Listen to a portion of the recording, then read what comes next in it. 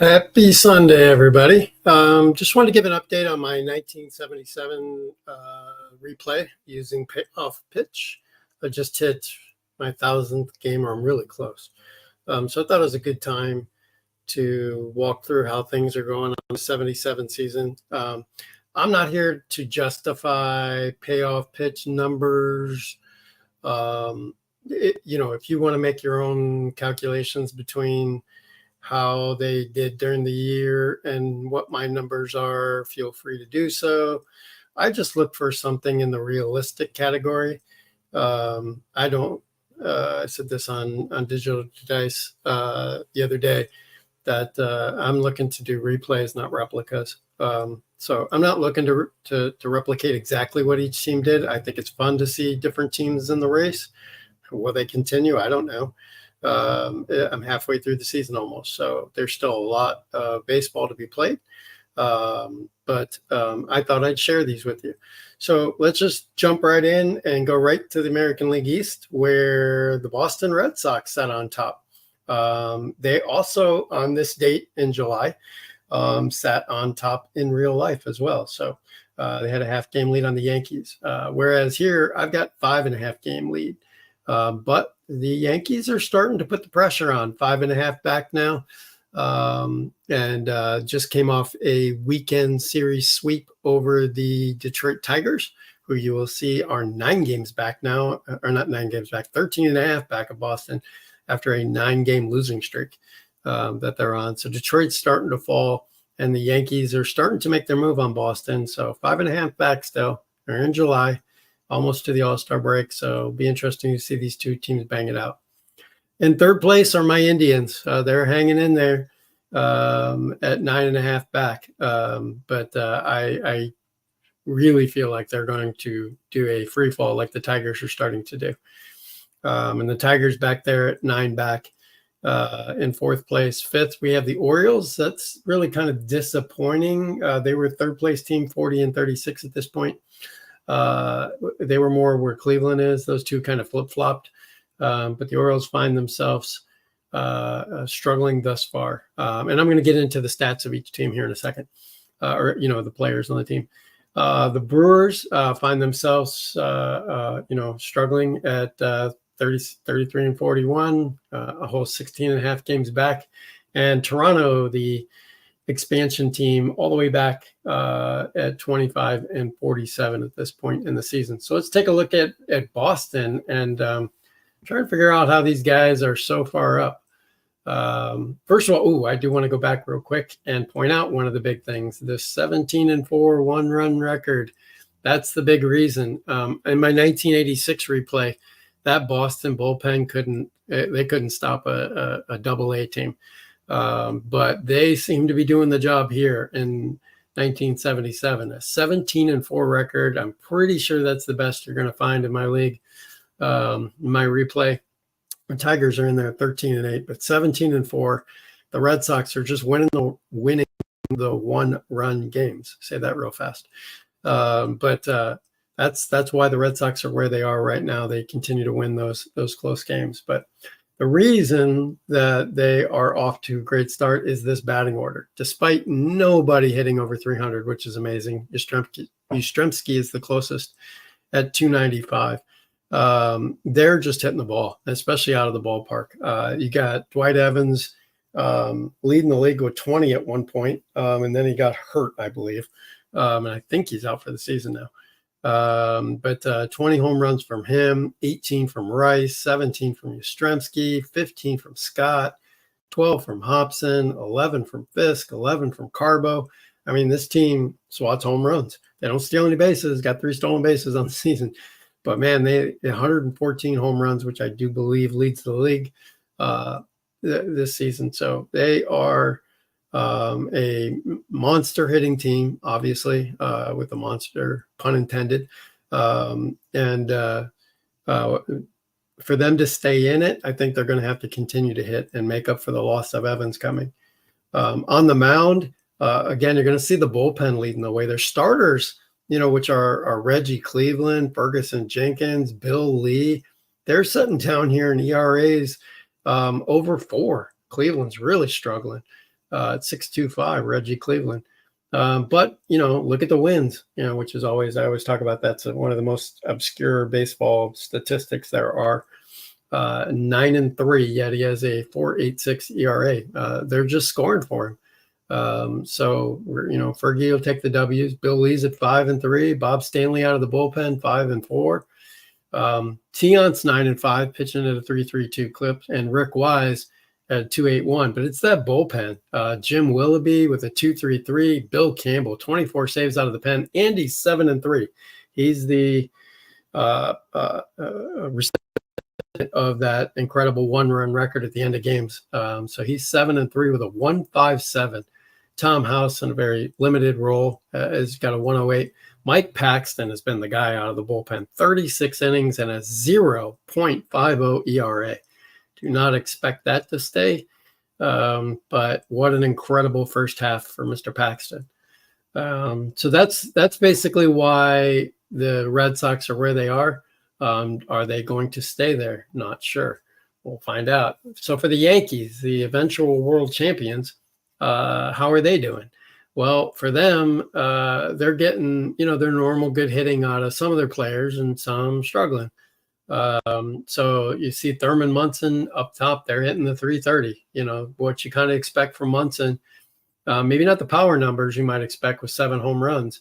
But he's hitting 330 but he's, again, only one real starter hitting over 300 on the team. You got some guys hitting good, though, 286 from Chambliss, 281 from Rivers. Carlos Meza on again, off again player, 280. Roy White at 270. Reggie's at 270. He's only got 18 home runs, and they say only because he booted a bundle that year. So if he catches fire in the second half, I can see the Yankees doing some things. Lou Piniella really started to come on this last weekend, really. And against Detroit. Greg Nettles has got 19 home runs, but needs to hit better than 249. And then it's Willie Randolph has really struggled. That average of 221 is big from where it was at the beginning of the season. He has struggled, as has Bucky Dent, 198 below the Mendoza line. So this team is not found their pace yet. From a hitting perspective.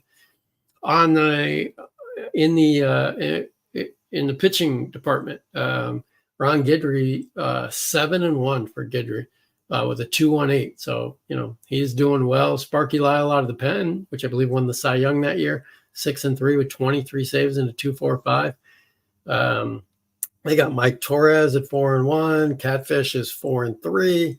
Everybody under a 4 ERA. For the most part in their starting rotation, except Ken Holtzman, who I believe just made his last pitch for them. I think he's done for the season. I think he got hurt. Don Gullett has been disappointing, one of my favorite pitchers of all time, 5-6. 3.65 ERA isn't bad, but the win-losses are not there. And Dick Tidrow is also disappointing at a 4.98. He's that middle relief guy they like to go to before they get to Sparky, and he's going to have to do better in the second half for this team to compete. So that's the Yankees. Despite numbers not being incredible, they're right there. So next up is the Tribe, kind of hanging in there. How are they doing it?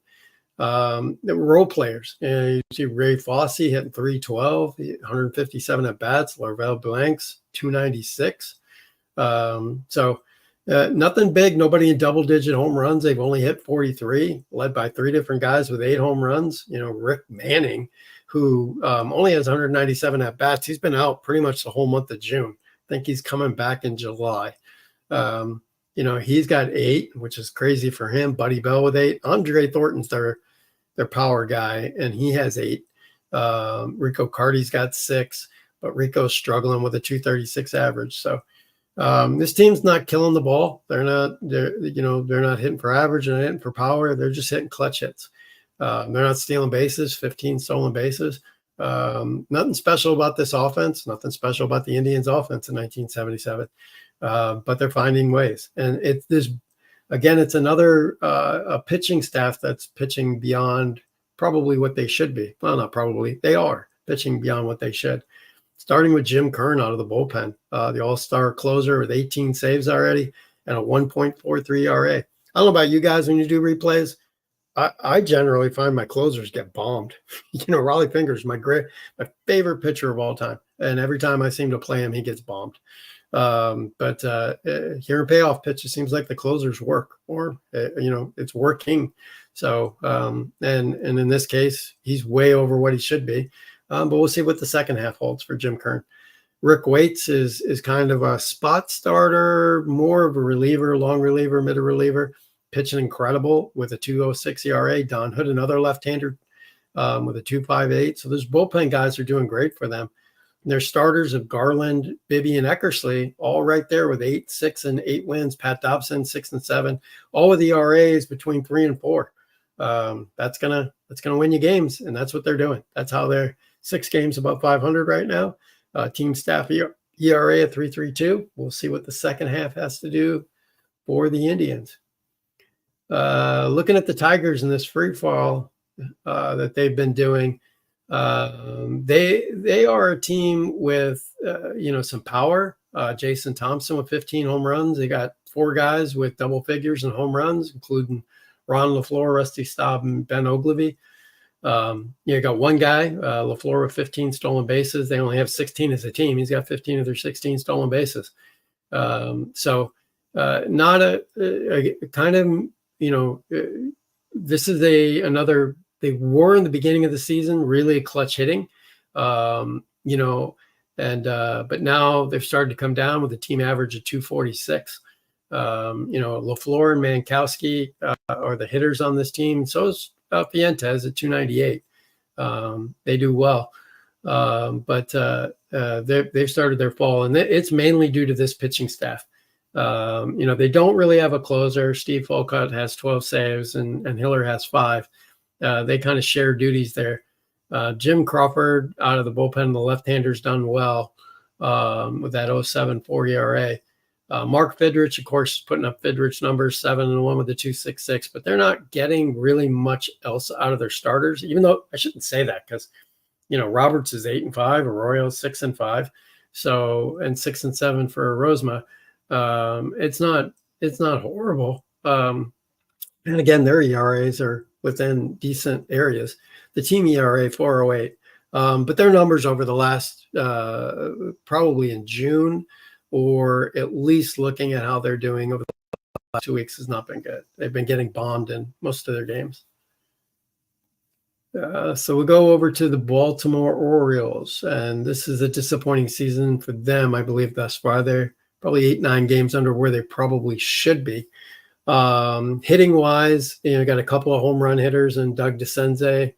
I'm sorry, DeCenze has 7. Lee May with 14 and a rookie with 15, but Murray's hitting 208. I expect that to change. Him to hit a little bit better in the second half. Al Bumry's doing well with 324 hitting. Off the pitching staff, again, another team that doesn't really, in the 70s, not everybody really had a closer.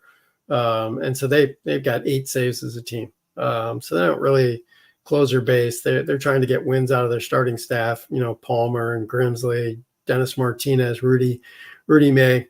They're trying to get those guys, the complete games. Mike Flanagan. They have some good starters, but they have been wildly inaccurate, or inconsistent is a better word. So that's why we see Baltimore where they are in the division standings. Looking at the Milwaukee Brewers, who are currently 8 games under 500. Again, a team with nobody hitting over 300 on the team. Home run wise, a couple of guys with 11 home runs, 2 guys you'd expect, Lezcano and Cooper, each with 11 home runs. On the pitching, Jamie Quirk got in once. That was funny. I remember that game. Again, their starters, Moose Haas struggling with a 5.99 ERA at 4 and 8, 5 and 9 for Jerry Augustine with a 4.11.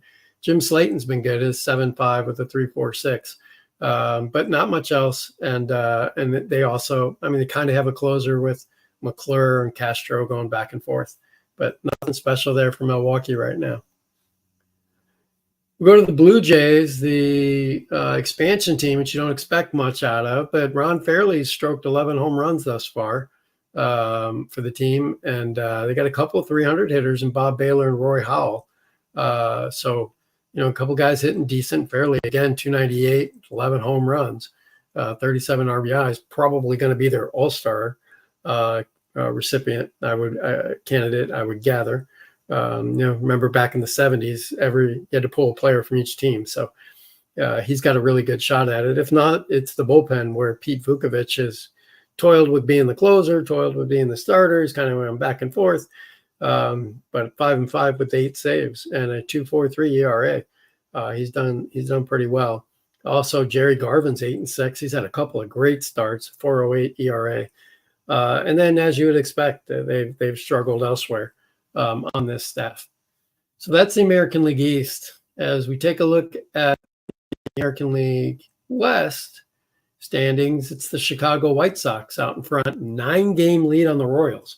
At this point in the season, the White Sox were in first place, but they were tied with the Twins, and the Royals were 2.5 back. So not as close a race as what, at least here in July, beginning of July, that they had in real life. But the White Sox, Royals, and Twins are the top 3 teams, which is exactly what they had. In fact, the Angels, they're in 4th, 12 games back. They were 4th, but only 4.5 back. Texas next, Oakland, and Seattle. Standings are exact, except for the Royals and Twins are swapped. So go with what you want from there. But again, it's not close right now. The Twins have been on a 5-game losing streak, knocking themselves out of second place. So the standings would have been exactly the same had that 5-game losing streak not happened. But looking at the White Sox are on a 5-game winning streak. So let's take a look at these teams and see how they're doing.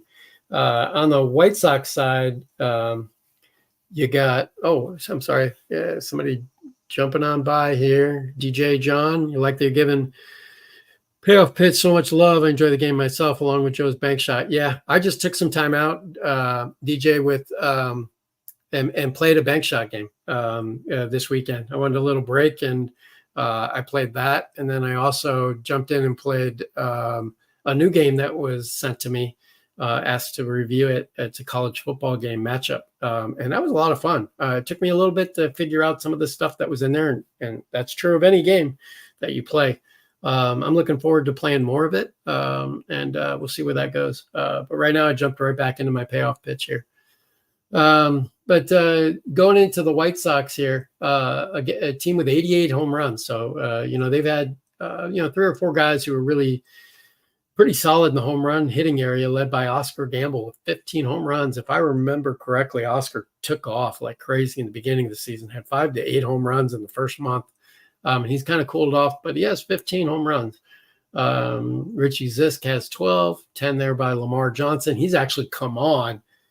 Johnson, he didn't have as many home runs, and you can see he doesn't have as many at bats either. He's just now starting to get some playing time, and he's starting to really make a difference. And part of the reason the White Sox have this 5-game lead, or 5-game winning streak, 9-game lead.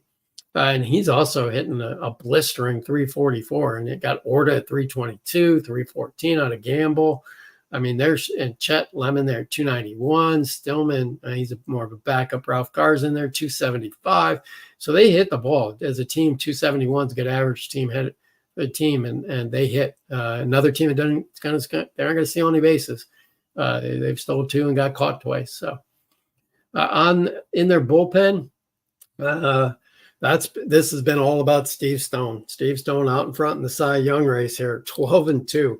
I believe he started 10-0 and is now gone 2-2.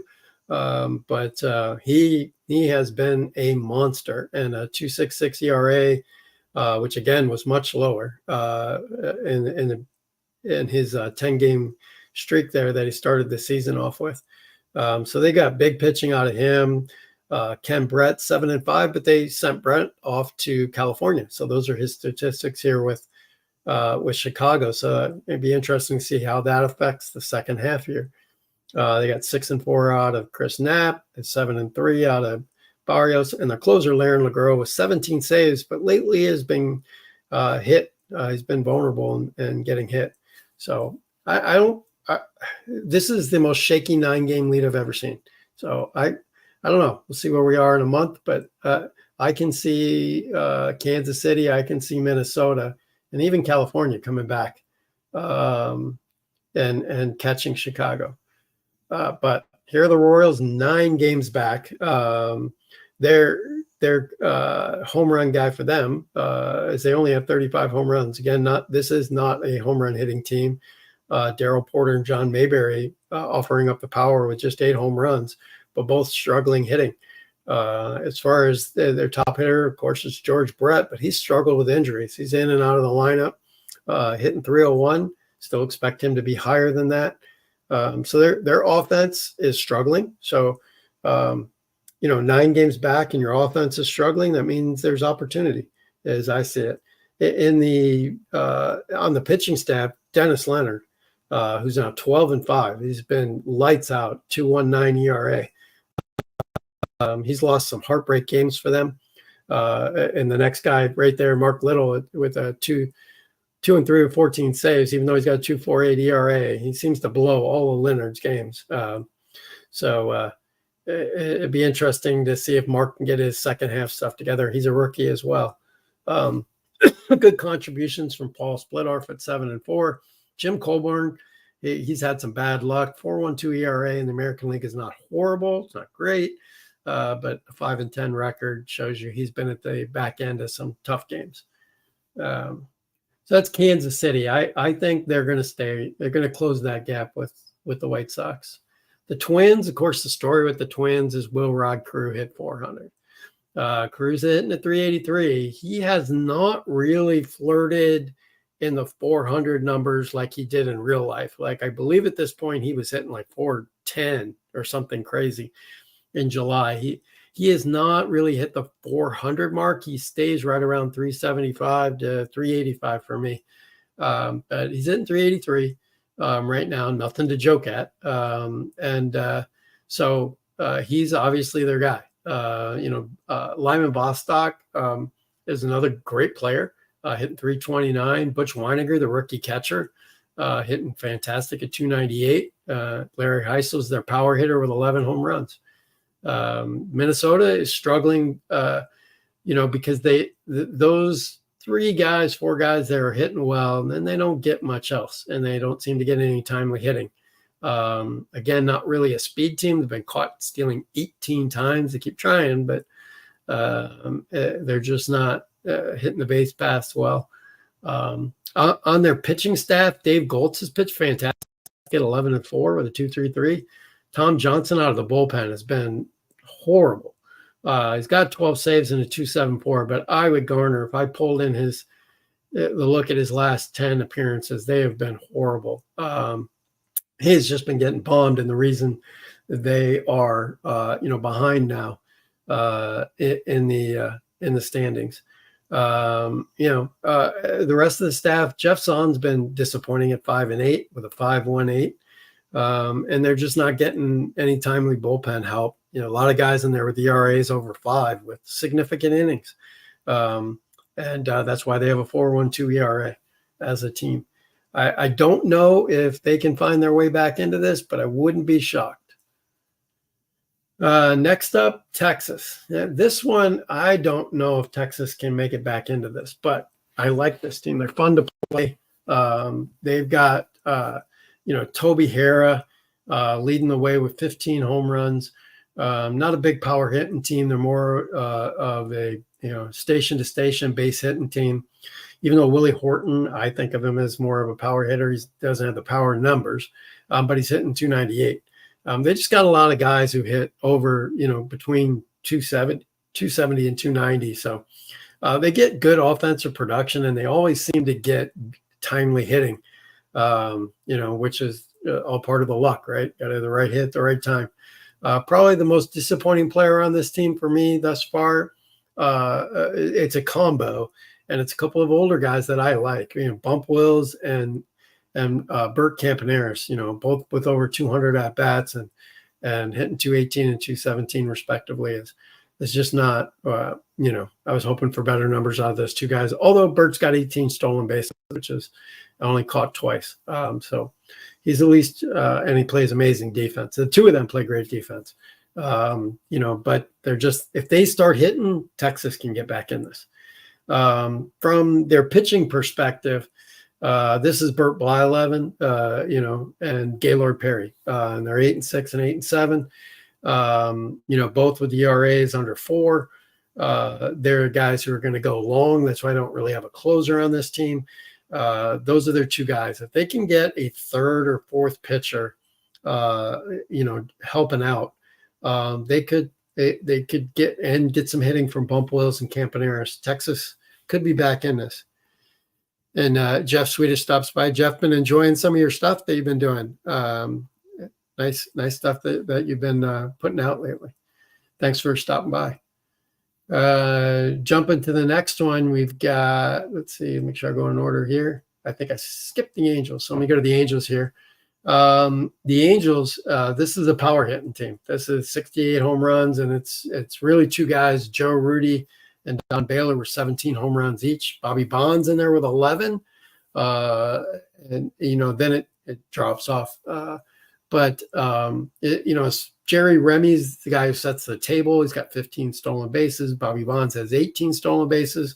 If this team hits better for average, along with getting some of that power, I do believe they're losing Joe Rudy for the season, though. I'm pretty sure he just got injured in the beginning of July and is done. If so, this team's done. They need him. I don't see them making a run if that is the fact, and I think it is. But in their starting rotation, because they're never out of it if you got a great starters, they've got Nolan Ryan at 10-4, and they've got Frank Tanana at 10-6. So two guys already in double figures and wins with ERAs under 3 suggest you might stay in it, but they got nothing else. Gary Ross has been a starter. Wayne Simpson has been in there. They've got Ken Brett. I don't know that there's enough here. Did that Ken Brett trade go the other way? I might have confused myself there. But either way, this team needs more help than Nolan Ryan and Frank Tanana, and needs some help on the hitting side. And I think if Joe Rudy is gone, that's just too much power lost for them to try and make that big of a comeback, seeing they're setting 12 games back. We just did Texas. So Oakland, who is a strange team to say the least, 1977. Mitchell Page is a great player, but it seems he gets benched a lot. So I don't know what's going on with that. And as you guys know, when I do the as played replays, I take the lineup they give me and try to set the team. So I don't think he was injury plagued. I think for some reason he found himself on the bench a lot. But he's hitting 301. He's got 8 homers. Wayne Gross, the rookie third baseman, 12 homers. But they don't get a whole lot of else. And this team, it was really strange at the beginning of the season. They would lead off Matt Alexander and then immediately sub Rob Pichot back to shortstop after the first inning. So I called it like a pinch hit. You had the Tampa Bay Rays do that. What do they call that? They basically throw their closer opener is what they call it. They came in with a new name. They bring a relief pitcher to start the game and called him an opener. And it was like, instead of a pinch hitter in the ninth, Matt Alexander led the game off and got one at bat and he was out. Pichot went to short. It was just strange. Looks like they were toying with a lot of things, and I guess they had to with this team. Of course, they have Vida Blue, and he's pitching well at 9-5. But there's no closer. Raleigh Fingers is gone, long gone by 77. Not long gone, but he's gone. And they just, Rick Langford has pitched well at times. Mike Norris is a rookie, I believe, and he's 4-5. Doc Medich has found a way to 7-4 despite a bad ERA. Doc Ellis was on the team for a little bit, went 0-6 and got smacked around. So A's aren't going anywhere. Probably, amazingly enough, probably more down than up for them. although I don't know if the Mariners can catch them. Again, this is a expansion team. Getting good hitting out of Carlos Lopez at 292 and Lee Stanton with 12 homers and a 281 average. Not bad, but not much else on this team. 13 homers out of Dan Meyer, but he's hitting 246. So not a lot there for the Mariners. In their pen, Enrique Romo was unbelievable at the beginning of the season. He had an ERA that was crazy. He's since gotten roughed up one or two outings. And John Montague has been a very good starter for them when they have put him in, but most of their starters like Glenn Abbott, Gary Wheelock, and Stan Thomas, they're just not, Dick Pole, nothing here that's going to be screaming Hall of Fame or, Cy Young. So the Mariners are where they belong, and I don't see that's going to change.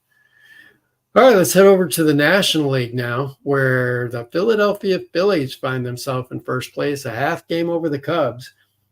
This was the opposite in real life, where the Cubs held a 6.5 game lead over both the Phillies and the Cardinals. And so you can see all three teams are right here in the race. So that's pretty much following the Expos. Find themselves only 3.5 out. The Pirates 3.5 out. Mets 6.5 out. Everybody's in this. Even the Mets, which is amazing because the Mets were 18 games out at this point. So they've been able to hang in there. And Montreal was 16 games out at this point. So it's that's kind of amazing that the NL East is how it is. It's all botched together here. You see the Mets are on a 4-game winning streak right now, whereas the Expos are on a 4-game losing streak. Let's see what's going on. First thing that absolutely, when I think about the Phillies in my replay, I think about Mike Schmidt. Schmidt, despite 19 home runs, he's hitting 238. And those 19 home runs, I'll bet 9 or 10 of them have come in the month of June. He really got off to a horrible start. It's amazing the Phillies are in first place with the start that Schmidt got, which should be scary for the rest of the NL East, because if he gets going, which I assume he will, even more than he is there, this league, this division's in trouble. Of course, you got the bull right behind him. Lazinski has 23 home runs, leading the National League with 23 homers and 23 doubles, and the guy's hitting 319. So that's why they're where they are. The Bulls got MVP numbers. Gary Maddox is in with 10 homers and Jay Johnstone with 11. So it's a power hitting team and 95 home runs. They can steal bases, 32 stolen bases, 15 from Maddox, 11 from Boa. Good offense here. Really good, strong offense. And if they can add Schmidt to playing well, they're going to be trouble. The pitching, got to start the Phillies with Steve Carlton, right? 11-4, 3.18. And Carlton's just solid. I expect better ERA than that. But he's 11-4. He'll win 20 games this year. Bullpen, they've got a strong bullpen. Gene Garber's been a little inconsistent as their closer. And Ron Reed has kind of jumped in from now and then. But they've got good, solid bullpen pitchers. Carlton just needs some more starters. Larry Christensen 7-5, Jim Cott's 4-4, Lomberg's 3-2 with a 4.64. Randy Lurks has been horrible, 2-10 with a 6.43. They are not going to win it, even if Schmidt goes ape in the second half, if they don't get some better starting pitching out of this team. But that's where they are. So up next is the Cubbies, who are only a half game out. How did they get to half game out? Bobby Mercer. Mercer's 20 home runs already, hitting 284. He is their guy. Larry Bittner, who should be their everyday first baseman, but he kind of shuffles in and out with Bill Buckner. But both of them are hitting well. And, of course, 304 for Bittner. And he's got 9 home runs, so second leading home run hitter on the team. They just need something else on this team. They make a lot of errors. But they just need to shore up the defense if they're going to stay with the Phillies the whole way. Out of their pen, they have the closer, Bruce Sutter this year. He's right there with Raleigh Fingers and a couple others, Campbell from Boston, Kern from Cleveland. That 0.69 ERA, and those of you familiar with Payoff pitch, he's got tough up and down his card. He's going to be those numbers are just going to get better, I think, which is amazing. Maybe not the 0.69 ERA, but he is solid out of the pen. Their starting staff: Rochelle at 10-9, Bonham at 8-8, Kruko at 5-6, Burris at 6-9. It's amazing when you look at those numbers. This team is setting a half game out of first place. You wouldn't think it, but it's that bullpen. They get close, Shooter closes it down.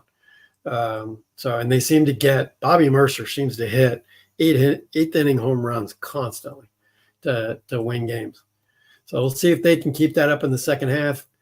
The Cardinals sitting one game below 500. They were winning this division for a while, and lost it here right at the end of June.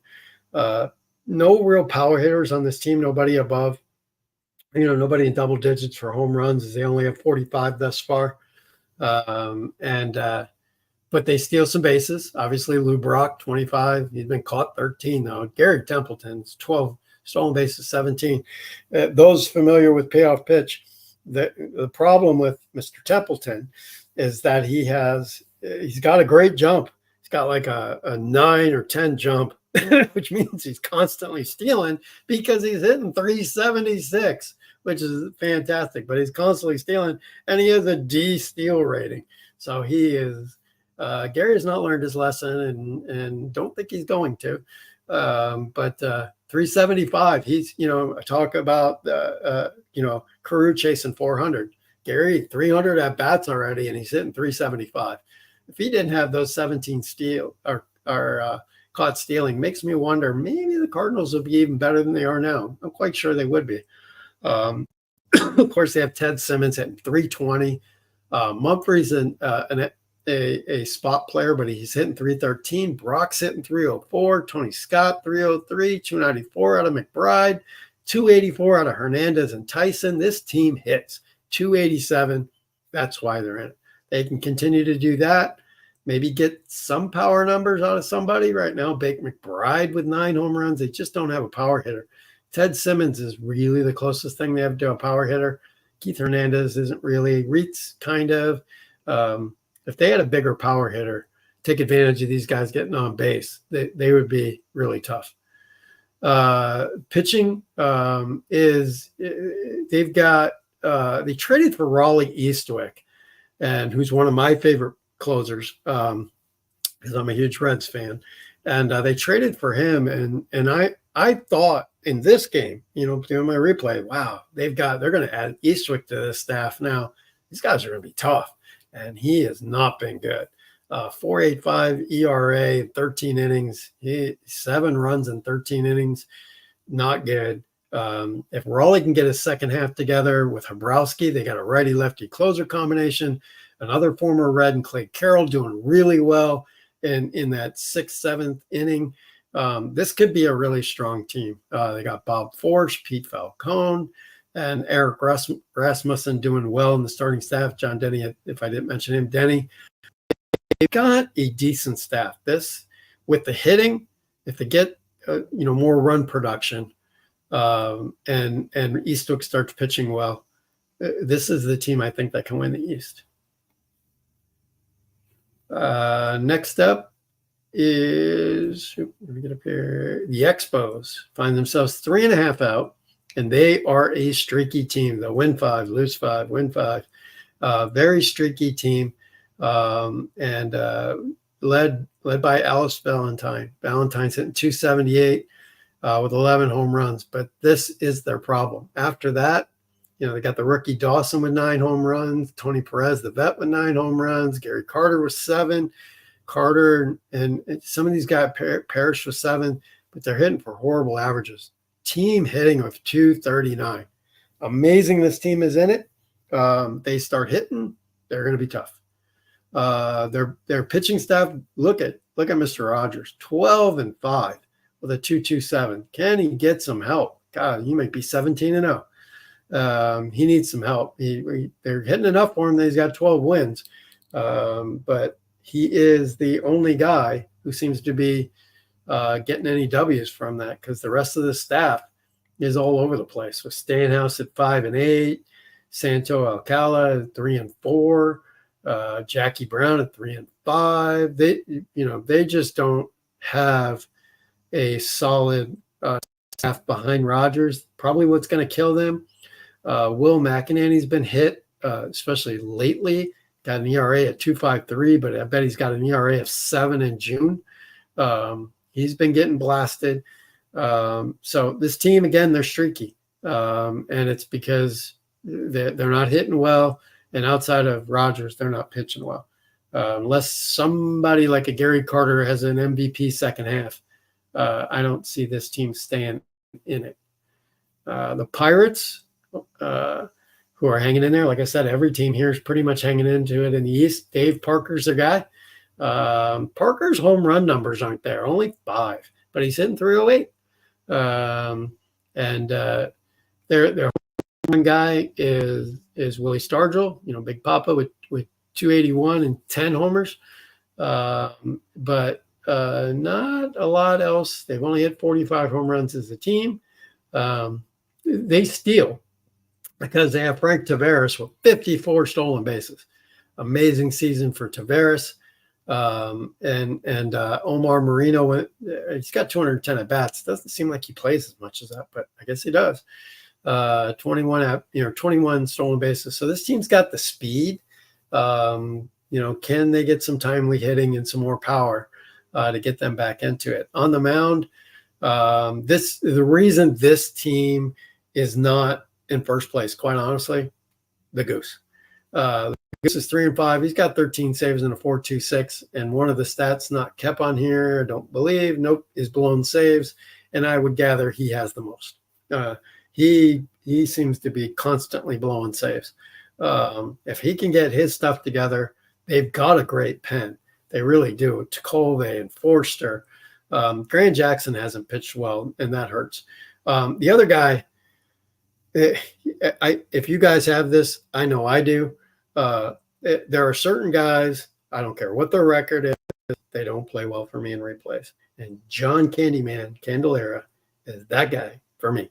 17-5, if I remember correctly, in 1977. He is sitting at 5-8, can't seem to stay in a game past the third inning. He is not doing well. So, again, he can turn the corner. Gossage can turn the corner. They can get a little bit more hitting. This team could be in it. But right now, those two guys are killing them as far as the Pirates go in their championship aspirations. The Expo, we did that. The Mets. Okay, so why are the Mets only 10 games under? They've won 9 of their last 10. Here come the Mets. They trade away Tom Seaver and they start playing well. Crazy. Ed Kranepool, is their basic number one hitter, 278. On this team, it was Kingman who had 11 home runs. They shipped him to San Diego. So they won't be getting any power out of him. There's just nothing here power-wise on this team. So I don't expect anything really from the Mets except to go further down the tubes here, especially on the offensive side, hitting 227. They were horrendous to start the year, and I expect them to be horrendous to finish the year. On the pitching staff, Kuzman has pitched really well at an 8-5. Surprising he has 8 wins with that offense behind him. But the rest of the team, not good. Skip Lockwood seems to blow a lot of saves. And, John Matlack, 5-6. So, Seaver was 3-6 before he got traded off to Cincinnati. So even he wasn't pitching great. But I don't think the Mets will stay in this. They've just gotten some luck lately. Won 9 of 10. Next thing you know, you're not that far out of it. All right, next we go to the NL West, where the Cincinnati Reds reign supreme right now and have for most of the year. 6.5 up on the Dodgers, the Astros 7.5 back, and then the table falls. The Giants, sitting on a 6-game losing streak, have dropped all the way back to 17 back. The Padres 19 back, and the Braves, who they were fun to watch on TV if you had TBS and you were my age back then. They are a horrible 21 games back. But let's go take a look at these guys. Starting with the Reds. They have just tons of power on this team, tons of great hitting, and seems to be solid pitching. Foster at 17 home runs is actually behind his pace. I think he hit 54 that year. It was such a big deal. I remember he was on Sports Illustrated cover, hitting 50 plus home runs. 17 home runs. We're halfway there. He's only on a pace to 34. So Foster gets going more on the power. He is hitting 303. That will help them. Johnny Bench is in there with his 17 homers and 298. And of course, they got Pete Rose leading the way at 307. Dan Dreesen, their everyday first baseman, at 303. Dave Concepcion's at 290 and has added 7 home runs. Joe Morgan's at not average wise for Joe. He's going to pick that up. I know he will. 257, but he's had 9 home runs, but gives them that 27 stolen bases. Cesar Geronimo's had 7 home runs, which is uncharacteristic for him, and a 247 average. So you can see they're starters, they hit, they contribute, and that's why they're in first.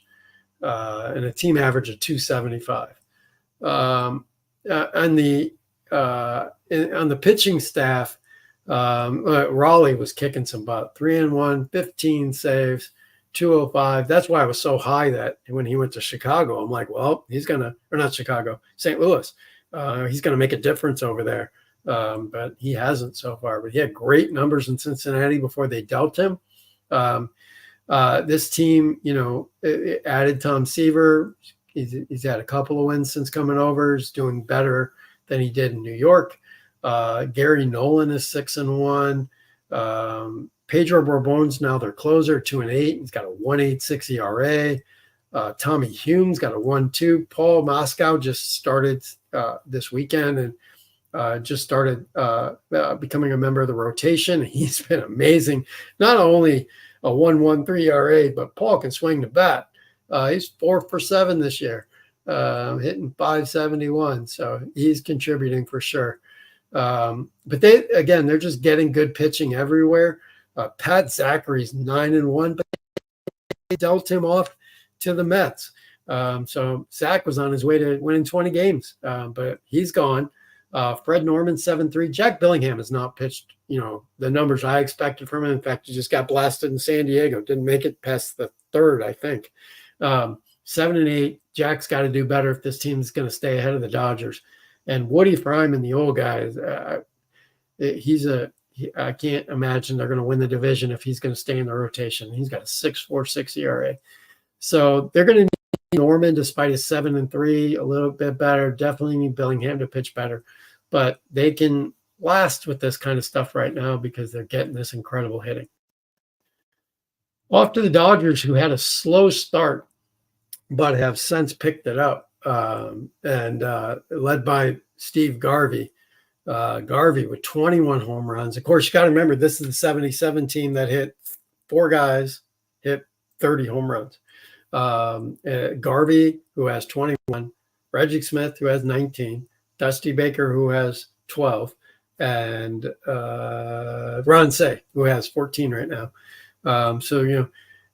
Steve Yeager has 12 home runs. Come on. That's crazy. But I can't imagine he is going to hit 20 plus home runs, but who knows? Even Davey Lopes has 8. So it's infectious in Dallas, and they lead the majors in home runs with 102 and are hitting 254. I expect that average will go up. I expect some of these power guys to even do better. But basically the Dodgers are doing what I thought they would do. The starting rotation has been pretty much what I expected from the starting rotation, outside of Rick Rhoden, who's been better. 9-2 with a 3.56. Sutton's not been as great. He's 6-5 with a 3.34. Tommy John, I believe, started out 10-0 or close. He's since gone down a little bit, 10-3 now. Bert Hooton 7-3, Doug Rauh it's 7-4. Great starters. Of course, they get that amazing staff. Charlie Huff is what's kept them from being ahead of the Reds. He is their closer. 14 saves, the knuckleballer, with a 4.76. Again, I don't know how many blown saves he has, but Charlie struggles, and Sosa behind him. The two of them and Stan Wall, Mike, you can see their closer, not their closer guys, but the guys they needed out of the bullpen, just not doing it. The starters are all up here, except for Al Downing. The starters are all here, and then in comes the bullpen, and away goes the victories. So they're going to have to clean up that bullpen if they want to catch the Reds, that's for sure. The next on the NL West are the Astros, another up and down team. Still only 7.5 out are the Astros. And they're in here with Cliff Johnson had led the team with 13 home runs, but he was shipped off to the Yankees. So they lost their big power guy. Joe Ferguson is now the guy with 12 home runs. They've got 9 out of Jose Cruz. They've hit 64 home runs. That's going to find them right somewhere in the middle. So not a ton of power, but it's the stolen bases. Any of you guys remember the Astros in the 70s, early 80s? They're going to steal bases on you like the Cardinals. Cedeno's got 44, 24 out of Cabell, 18 out of Cruz. This team can steal. And that's where they get their runs. That's where they get their and they hit well. 304, 283. They're all going to hit. Their 4 main guys are all going to hit pretty well. 3 main guys, sorry, the C's, Cruz, Cedeno, and Cabell. They just need some better hitting out of the rest of the team. Bob Watson he does have 7 home runs, but it's hitting 234. They need some of these other guys, and Julio Gonzalez, who continues to get to play at shortstop every day. I don't know why, but they do. They put him out there, and his 180 average is just killing them. So we'll see what happens there. On their pitching staff, they don't really have a closer. Sambito ends up being one in his career, but he's got 10 saves here. But he's not really. It's a bullpen by closure. They're trying to get complete games here. And they get him out of J.R. Richard and Floyd Bannister, Ken Forsch, who's also even thrown in 4 saves. Joaquin Andahar, 7-4. He's been up and down. 7-8. Sorry, he's been up and down. It's a Mark Lemongello.